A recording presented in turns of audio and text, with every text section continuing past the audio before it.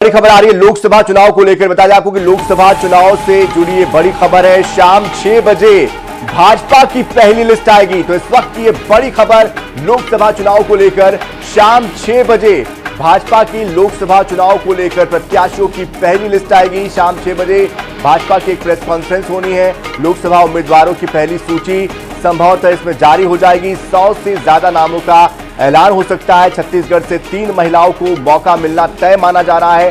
मध्य प्रदेश से 9 महिला उम्मीदवारों को भी टिकट मिलेगा।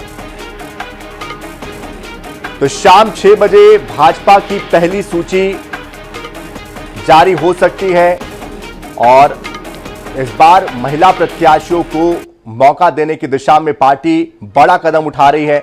100 से ज्यादा नामों का ऐलान हो सकता है। छत्तीसगढ़ से 3 महिलाओं को मौका मिलना तय माना जा रहा है। मध्य प्रदेश से 9 महिला उम्मीदवारों को टिकट मिलेगा। और इस बीच हमारे साथ हरिभूमि INS 24/7 के प्रधान संपादक डॉक्टर हिमांशु द्विवेदी जी खुद जुड़ चुके हैं। सर, आपसे समझना चाहेंगे 6 बजे लिस्ट आ रही है, इस बार किस तरह की लिस्ट हो सकती है? कौन से वो चौंकाने वाले नाम हो सकते हैं? क्या कुछ खास, क्या कुछ बड़ा? देखिए, जो सूची आ रही है वो बड़ी महत्वपूर्ण है। महत्वपूर्ण इसलिए है कि नरेंद्र मोदी एक बार फिर चुनाव का नेतृत्व करेंगे, ये इस सूची से जाहिर होगा, क्योंकि वह भी विधिवत प्रत्याशी घोषित किए जाएंगे। बनारस संसदीय क्षेत्र से वह लगातार चुनाव जीतते हुए आ रहे हैं। वो तो बनारस का एक बार फिर प्रतिनिधित्व करना चाहेगी भारतीय जनता पार्टी नरेंद्र मोदी के रूप में। नरेंद्र मोदी खुद भी बनारस से प्रत्याशी के तौर पर दिखाई देंगे, ये उम्मीद हम इस सूची में कर सकते हैं। ये सूची बड़ी मशक्कत के बाद तैयार हुई है। 4 घंटे, रात 11 बजे से लेकर सुबह 3 बजे तक कह लें, या आधी रात 3 बजे कह लें, या ब्रह्म मुहूर्त तक कह लें, इतना बड़ा मंथन हुआ और उसके बाद इस सूची को अंतिम स्वरूप दिया गया। कल प्रधानमंत्री दौरे पर थे, कल इस सूची के जारी होने की उम्मीद थी, पर वो सूची जारी नहीं हुई। पर अभी विधिवत बीजेपी की मीडिया सेल के द्वारा यह अनाउंस किया गया है कि 6 बजे एक प्रेस कॉन्फ्रेंस है। वो प्रेस कॉन्फ्रेंस कुछ नहीं होनी है, उस प्रेस कॉन्फ्रेंस में बाकायदा उम्मीदवारों की सूची जारी होनी है। महत्वपूर्ण बात क्या है? महत्वपूर्ण बात यह है, मध्य प्रदेश छत्तीसगढ़ के संदर्भ में अलग और राष्ट्रीय परिप्रेक्ष्य में अलग। इस समय वर्तमान में 6 पूर्व राष्ट्रीय अध्यक्ष है भारतीय जनता पार्टी के। उनमें से 3 सक्रिय राजनीति में नहीं है। लालकृष्ण आडवाणी जी सक्रिय राजनीति में नहीं है, मुरली मनोहर जोशी जी सक्रिय राजनीति में नहीं है, और पूर्व उपराष्ट्रपति वेंकैया नायडू भी अब सक्रिय राजनीति में नहीं है। लेकिन 3 पूर्व राष्ट्रीय अध्यक्ष सक्रिय हैं। अमित शाह सक्रिय हैं, राजनाथ सिंह जी सक्रिय हैं और नितिन गडकरी जी सक्रिय हैं। तीनों ही नरेंद्र मोदी जी के मंत्रिमंडल के सम्मानीय मंत्री की भूमिका में है। माना जा रहा है कि अमित शाह और राजनाथ सिंह जी का भी नाम इस सूची में होगा, पर उत्सुकता का विषय जो रहना है वो रहना यह है कि क्या नागपुर से वर्तमान सांसद और भारतीय जनता पार्टी के पूर्व राष्ट्रीय अध्यक्ष नितिन गडकरी एक बार फिर प्रत्याशी होंगे या नहीं होंगे। नितिन गडकरी जी के पिछले कुछ समय के बयानों को आधार बनाया जा रहा है और अभी हाल ही में कांग्रेस के द्वारा जिस तरीके से उनके बयान को सार्वजनिक किया गया सोशल मीडिया पर, उसे लेकर नितिन गडकरी ने बड़ी नाराजगी भी जताई है। खड़गे जी के खिलाफ उन्होंने मानहानि के कार्रवाई की भी चुनौती दी है। इस तरीके की बात आई है। तो एक तो नितिन गडकरी का नाम होगा कि नहीं होगा, ये जानने में उत्सुकता रहेगी। अब हम लौटकर आते हैं मध्य प्रदेश छत्तीसगढ़ के संदर्भ में। मध्य प्रदेश और छत्तीसगढ़ के संदर्भ में कई नए नाम इस सूची में दिखाई देंगे।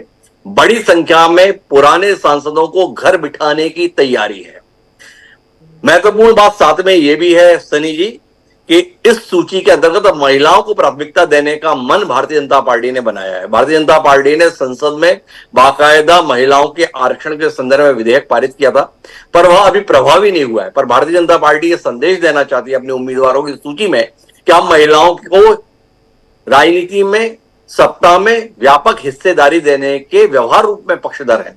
तो इसलिए छत्तीसगढ़ से जो उम्मीदवारों की सूची है, कुल 11 उम्मीदवार घोषित होने हैं, उनमें 3 महिला प्रत्याशियों को मौका दिया जाने का तय किया गया है। वहीं मध्य प्रदेश के संदर्भ में 29 लोकसभा क्षेत्र, उनमें से 9 सीटों पर आपको महिला प्रत्याशी दिखाई देंगे। आशय ये कि 30% की हिस्सेदारी सुनिश्चित करने का काम भाजपा का शीर्ष नेतृत्व करने जा रहा है। जो नाम आने वाले हैं उन नामों के संदर्भ में कुछ जानकारियां साझा करते हैं। इस सूची में विजय बघेल का नाम रहेगा। विजय बघेल जी 2019 के आम चुनाव में सर्वाधिक लंबे अंतर के साथ चुनाव जीते थे दुर्ग में, जब कांग्रेस की सरकार प्रदेश में थी। विजय बघेल ने बड़ा मजबूत मुकाबला किया था पूर्व मुख्यमंत्री भूपेश बघेल के खिलाफ अभी हालिया संपन्न विधानसभा चुनाव में। भले ही वह सफल नहीं रहे, लेकिन उनके उस संघर्ष को मान्यता देने भारतीय जनता पार्टी का शीर्ष नेतृत्व जा रहा है और विजय बघेल एक बार फिर दुर्ग संसदीय क्षेत्र से प्रत्याशियों की सूची में उनका नाम दिखेगा। दूसरा महत्वपूर्ण नाम दुर्ग से ही पूर्व सांसद, राज्यसभा की वर्तमान में सदस्य सरोज पांडे का है, जिनको पार्टी कोरबा से मैदान में उतारने की तैयारी में है। कोरबा पहले भी भारतीय जनता पार्टी के प्रयोग स्थली रहा है। किसी समय दिलीप सिंह जूदे को कोरबा से मैदान में उतारकर पार्टी जीत हासिल कर चुकी है। एक और बड़ा नाम करुणा शुक्ला जी के रूप में रहा, जिनको पार्टी ने कोरबा भेजा और वह चरणदास महंत जैसे दिग्गज को हराने में सफल रही थी।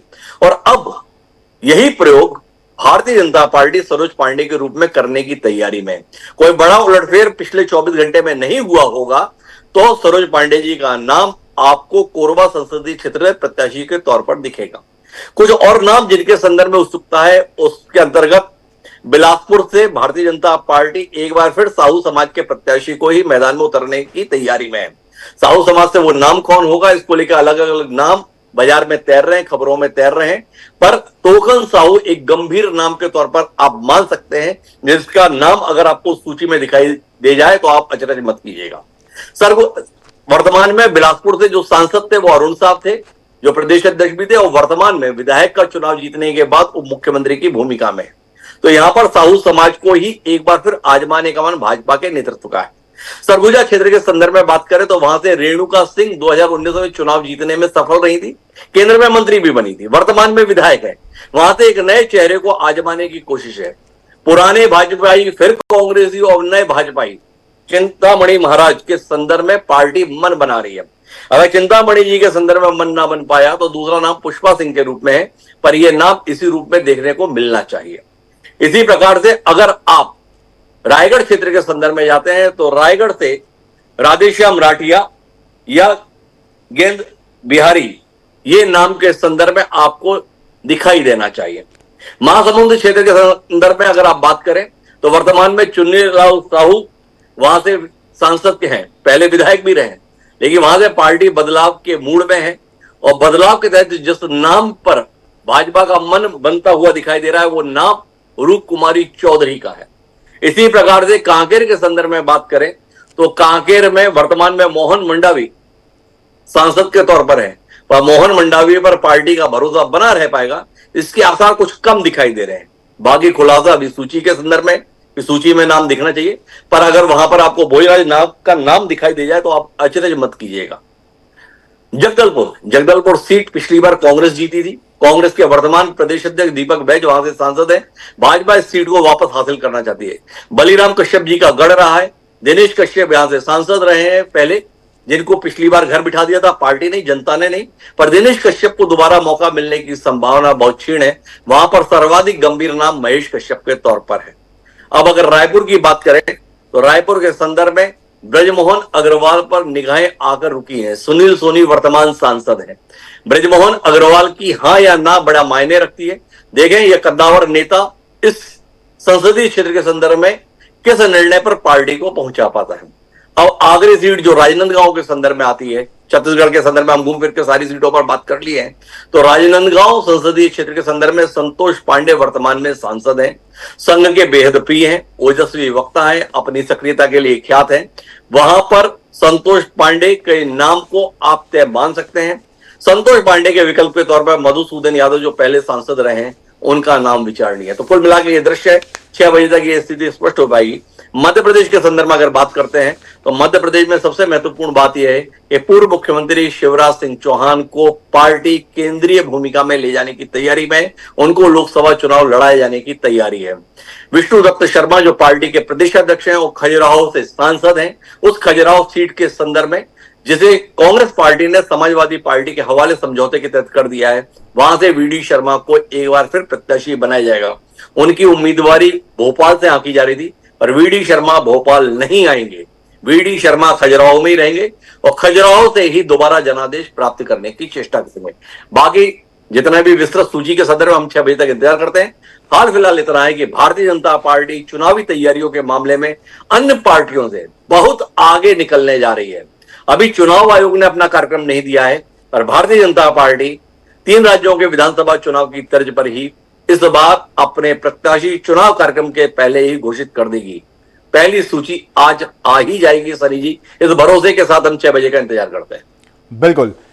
ये तो बात आपने सही कही कि 6 बजे तक की सूची आने की जो है उसका इंतजार हमें करना पड़ेगा। लेकिन एक सवाल मैं इसमें और जोड़ना चाह रहा हूं, महिलाओं को लेकर और युवाओं को लेकर। महिलाओं की उनकी जो भूमिका है, सहभागिता जो है उसको बढ़ाने की दिशा में पार्टी आगे बढ़ रही है। ऐसे में युवाओं को कितनी तरजीह दी जाएगी? पिछली बार लोकसभा चुनाव में 53 महिला उम्मीदवारों को उतारा गया था, इस बार आंकड़ा 70 के पार होने की बात कही जा रही है। देखिए, कुल मिला के 543 लोकसभा क्षेत्र है। 543 में 53 का आंकड़ा अगर बताते हैं तो ये 10% की हिस्सेदारी है। भारतीय जनता पार्टी 30% हिस्सेदारी की पैरवी करती हुई दिखाई दे रही है। आप मानकर चलिए कि आंकड़ा 100 तक भी जा सकता है। कम से कम उन राज्यों में जहां पर भाजपा मजबूत स्थिति में, वहां पर भाजपा ये संदेश देने की कोशिश में कि देखिए हम 30% हिस्सेदारी महिलाओं की सुनिश्चित कर रहे हैं। तो मध्य प्रदेश और छत्तीसगढ़ के संदर्भ में 3 और 9 के आंकड़े को आप याद रखिएगा। जो सूची अंतिम तौर पर आएगी, आज को जरूरी नहीं है कि 11 के 11 प्रत्याशी आज ही घोषित हो जाए। ये जरूरी नहीं है कि मध्य प्रदेश के संदर्भ में आज 29 प्रत्याशी आपको घोषित दिखाई देते हैं होने के बाद भी, पर जब अंतिम रूप से सूची आ जाएंगी उसमें जो योग होगा, उसमें मध्य प्रदेश के संदर्भ में 9 और छत्तीसगढ़ के संदर्भ में 3, ये आंकड़ा आपको सनी जी दिखाई देगा। जहां तक आप युवाओं की बात कर रहे हैं, तो जब बड़ी संख्या में नए चेहरे मैदान में उतारे जा रहे हैं तो तय मानिए कि उसमें नए चेहरों का आशय ही है कि कुछ कम उम्र के लोगों को मौका दिया जा रहा है। और भारतीय जनता पार्टी ने तो ये पिछली बार भी किया था। तेजस्वी सूर्या जैसे एक बिल्कुल नवयुवक को बेंगलोर जैसी सीट पर मैदान में उतार दिया था, जो अनंत कुमार जी ने खाली की थी।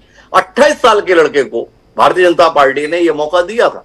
तो कुल मिलाकर युवाओं के संदर्भ में काफी अवसर अभी भाजपा के द्वारा उपलब्ध कराए जा रहे हैं और नए नए लोगों को मैदान में उतारा जा रहा है। जैसे इस बार भी भारतीय जनता पार्टी की जो संभावित सूची के संदर्भ में हम बात कर रहे हैं, तो उसमें आधे से ज्यादा सांसद पार्टी के द्वारा ही घर बिठा दिए जाएंगे। जनता को मौका ही नहीं मिलेगा। पार्टी ने तय कर लिया भाई आपको कोई और भूमिका में देखेंगे, कुछ और आपके लिए सोचेंगे अभी इन लोगों के संदर्भ में। और एक और महत्वपूर्ण जो जानकारी थी वो ये थी कि गुना संसदीय क्षेत्र के संदर्भ में ज्योतिरादित्य सिंधिया को पार्टी मैदान में उतारेगी।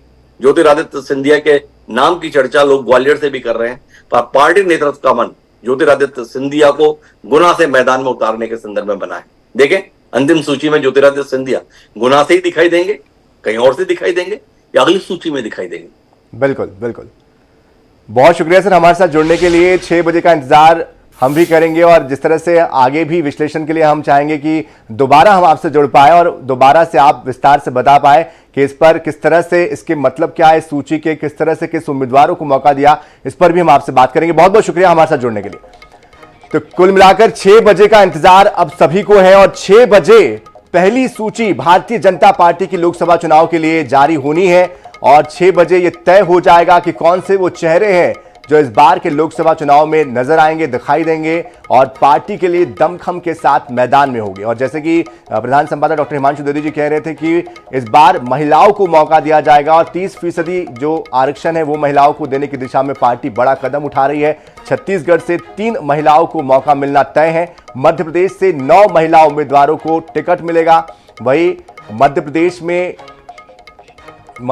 में जो बड़े दिग्गज चेहरे हैं उनको भी किस तरह से पार्टी से उतारेगी, ये भी देखना दिलचस्प होगा। बहरहाल हमारी नजर इस खबर पर लगातार बनी हुई है।